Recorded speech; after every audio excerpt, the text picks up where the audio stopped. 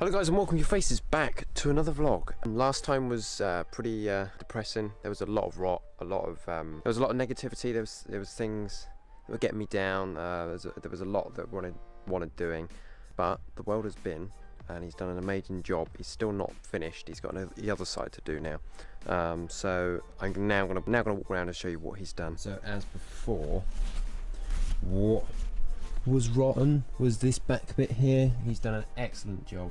Rebuilt all of the steelwork right the way up, all the rot. There's a few little holes in the rest of the steelwork, but that's it. He's done this side as well, so he's done both airbags each side, if you can see that, there and there. Absolutely amazing job. There was nothing there before, it's completely rotten. So now if I walk around to the other side and show you that, this side isn't as bad, if you can see that. This side here, after cleaning it up, it just wants a few supports put on this bag here, but that side is pretty rotten again, so he's going to rebuild that one for me. So in total it's not that bad now. It's not bad. So all it is just now put this new bar in across here, because this one's completely rotten, as you can see, and it's bending the airbag up at an angle. So all that needs doing is putting a bar in there. That is all good steel. There's a hole there that needs doing as well, but apart from that, the rest of it is very, very sound. I've cleaned it all up, the steel, as best as I can, and under here just needs a bit of sanding down still, cleaning off with a grinder, and then give it a coat of paint. Use some bed liner. I'm not going to use the stuff I bought now. I'm going to use a thing called U-Pol bed liner. It's like a plastic UPDM rubber.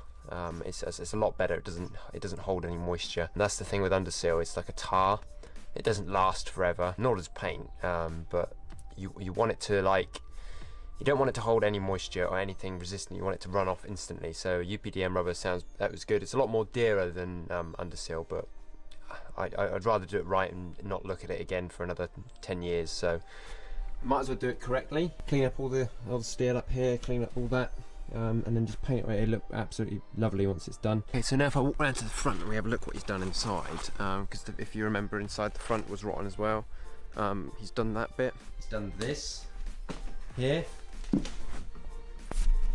Absolutely another amazing job. There was a hole there, if you remember, hole there, hole there, hole under there, and a hole there.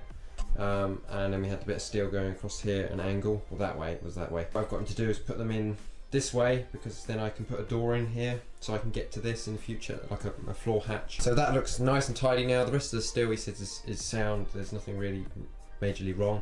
Again, where he's done the steel, so you had the wheel there, and that's all the steel work that he's done. It's an absolute amazing job. Welders are amazing people. I'm trying to repair what is there. They will just cut it out and put new in.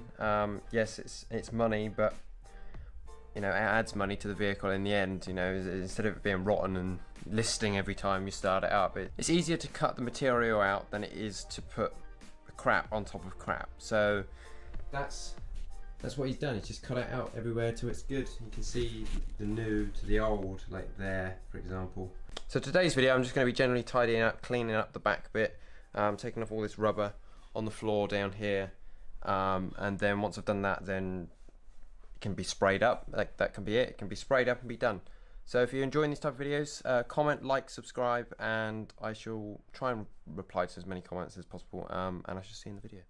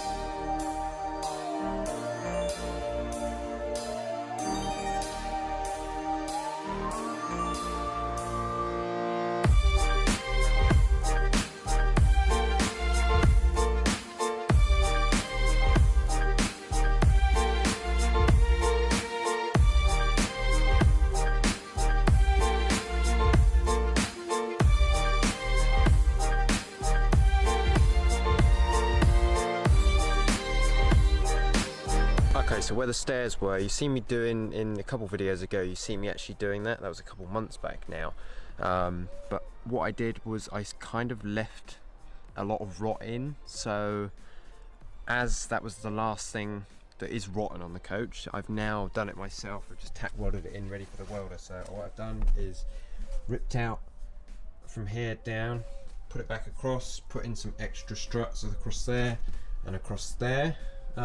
Tacked it all in, put that in, put that little bit in down the bottom here and across there, and that basically, and added two little supports there, and they are for the water tank, so when the water tank goes on there, doesn't bend all this. Okay, so last night I managed to actually do the power steering lines. We've done them in copper all the way back down to the power steering pump. I didn't include any footage of that because it was so late last night, so what I've done is I'm just going to update you now. We joined from where the pipe was good all the way back. We used normal flowing gear. These are rated for about 15 bar, joined properly, cleaned up, flanged and put together, so they should be good for the power steering. They come all the way back. They used to go down to that little mount there and then along and then up to the engine, but we've gone straight back now underneath, if I can get my camera down, underneath and straight back to the power steering pump. So as before, these were curled corners, bent corners and not joins, so with the height reduced now and these added, you will lose flow on these, but at least with the height difference you should be exactly the same really, so it's only two bends now. Okay, so if we go into the engine bay just here, you've got power steering fluid. They used to come up here, so along the bottom of the engine up here. So this is your return pipe.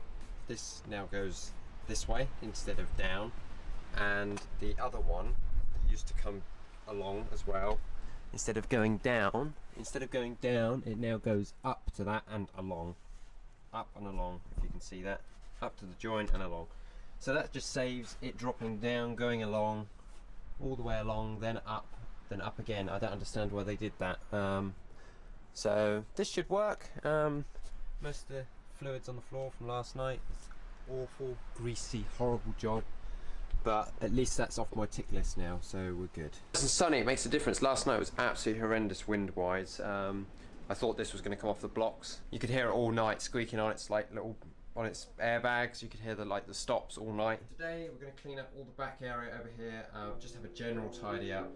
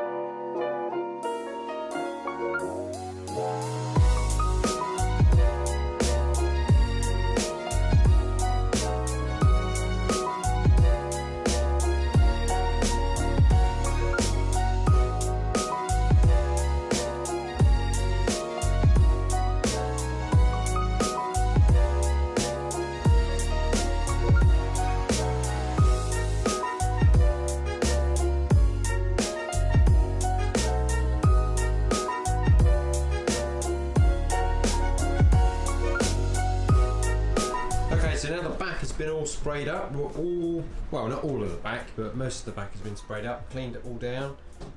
Sprayed it up with the undersill that I bought but don't want to use in the arches because it's just too rubbish. I wanted to use U-Pole, but for inside it's fine. I'm going to go over the top of all this anyway with foil, and then start insulating and boarding out, and we're golden. So it looks a lot tidier even just doing that. So at least pipes are done, floor's done, welding's almost done, and then all of this can be sprayed up with U-Pol, and then we're done. The wheels can go back on, we can move forward, backwards, go wherever we want. So if you like this type of videos, hit like, hit subscribe, and I shall see you in the next video. Stay positive, peace.